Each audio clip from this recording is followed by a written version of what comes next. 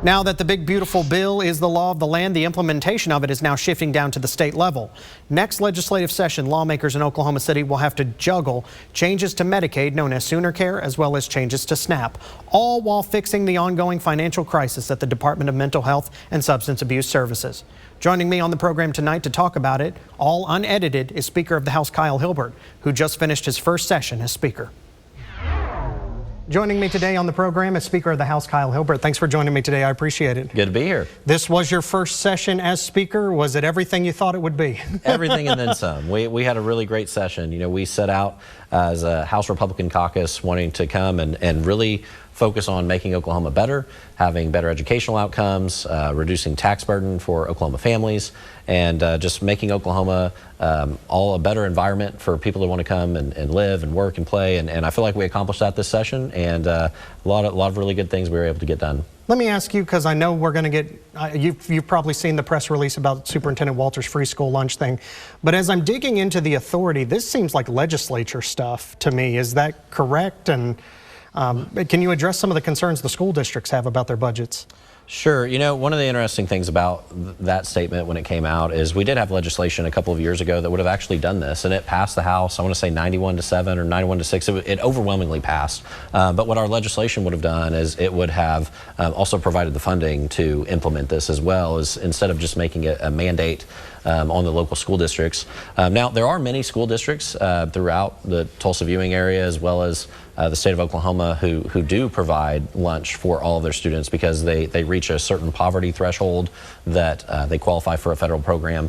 But there's also many schools that do not. And so, you know, that's the unfortunate thing is, you know, coming through an email instead of having that conversation, the deliberative process through the legislative process. That's really the proper venue to approach these things, as well as the local school district. If the local school board decided that they wanted to take this action, that they certainly could as well. So not a done deal by any means is what we could say if I have concerns.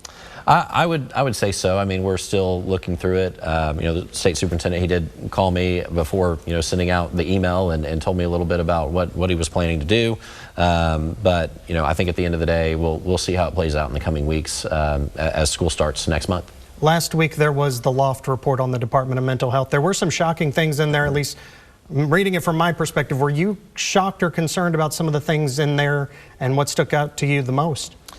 You know, I think the biggest takeaway from the Loft report is it really affirmed the action that we took there on the second to last day of session, where the legislature, for only the second time in Oklahoma history, removed an appointed official, an appointed head of an agency. The state of Oklahoma, that's only happened one time before. In 1913, the legislature removed the state printer. And so it truly was an almost unprecedented action, but it was the right move. The Loft report affirmed that. Some of the things that we've seen coming out of the consent decree that the state of Oklahoma entered with plaintiffs related to forensic beds in the state of Oklahoma. So all of that news that has been coming out has affirmed that the legislature made the right decision in making a change in leadership. It's unfortunate. It's certainly not something that we came into this session wanting to do. We wanted to get answers.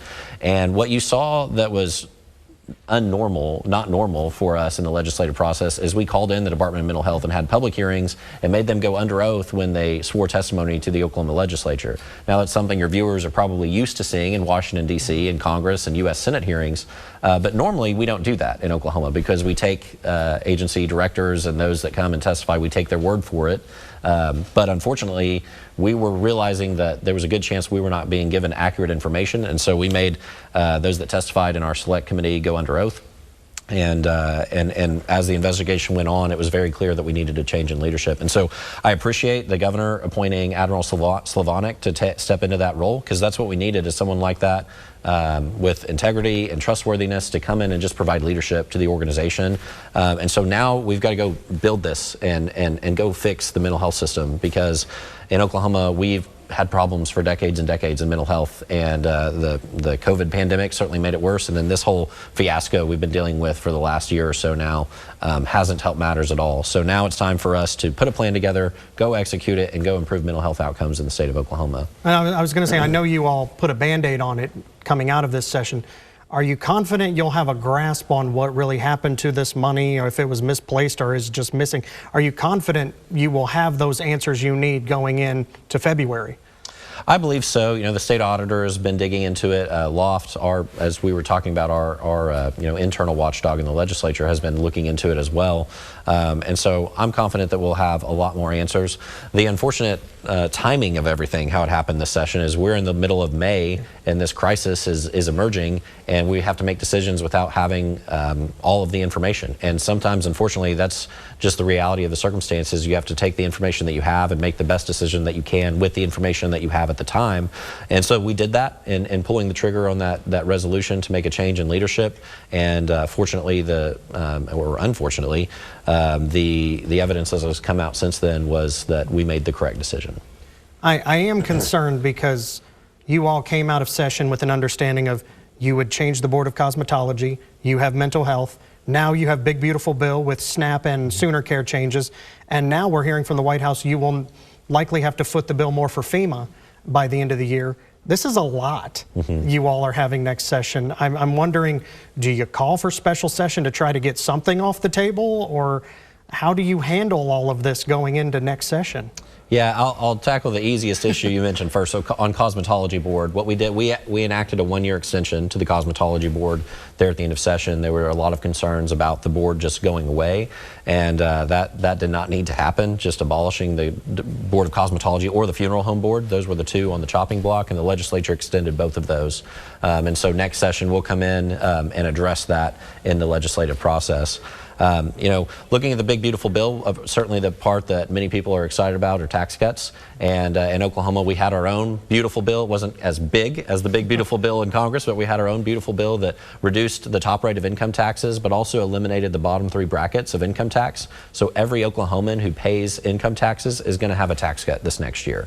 And so pairing the Oklahoma tax cut with the federal tax cut is going to be an incredible savings for Oklahoma taxpayers to be able to put those dollars to better use in generating throughout the economy and use those as they see fit. Now, some of those other issues, you asked about a special session. Really, right now, the legislation just passed Congress, and so we're going to take our time to interpret and understand what does this mean for Oklahoma downstream as this gets implemented. Some of these implementations don't fully go into effect for several years, and so we'll have a much better idea when we come into session, coming up in our regular session in February, than we would in any special session. Is there an understanding, because so many people do rely on SNAP and Sooner Care, some people are going to lose this coverage because of either new work requirements or, yes, you have found some waste and fraud in there. Is there an understanding that some people are just going to be losing some of these programs? Well, here's what I would say is every day you look at the debt for our national government, and it's going upwards nonstop. And right now it's in the 30s, and soon it'll be in the 40s of trillions of dollars of national debt, and that's unsustainable for our children. I have a 6-year-old and 2-year-old daughters. I want to have a country that is still the greatest nation on earth when they're adults and throughout their life. And part of that means Congress has to address those tough problems like the national debt, and that means looking at some of these programs and figuring out where there is waste, fraud, and abuse. And so I think it makes sense for Congress to dig into this, and because without looking at some of these programs like SNAP and Medicaid, Medicare, without looking into that, it's going to be a hard time finding enough savings to make changes to the long-term trends of our national debt. And so Oklahoma is well positioned, though. Our current budget, we finished the fiscal year with about $3.5 billion in reserves. And so I was first elected in 2016, so going back to statehood until 2016, Oklahoma never had $2 billion in reserves. So the fact that we're at $3.5 billion, we're in a really good position for whatever may come. Obviously, there's a lot of uncertainty, but at least as far as Oklahoma's government is concerned, in Oklahoma City, we're better positioned for this uncertainty than could have ever been. I'm running out of time here, but final question. I mean, obviously, if you want to keep things the way they are, you're going to have to spend more of state funds. Does that extend I know we're on a path to zero. Does that make the path to zero a little longer? I mean, since you have to pay more to sustain what you have now? I appreciate that question. So part of how we structured the path to zero in income tax is that it only triggers if our revenues to the state of Oklahoma exceed any of the prior years, but also enough to exceed what the potential cost and lost revenue would be to the state, and then some. And so it's not an automatic trigger that would happen every single year. It's only a trigger that would occur as long as our revenues are sufficient to pay for the tax cut itself. And so we structured it in a way to really be able to survive any potential downturns. In the past, there have been trigger bills on tax cuts that weren't well structured. This one, however, was really well structured. Mr. Speaker, I'm out of time. Thank you so much. So good to be with you. Appreciate it.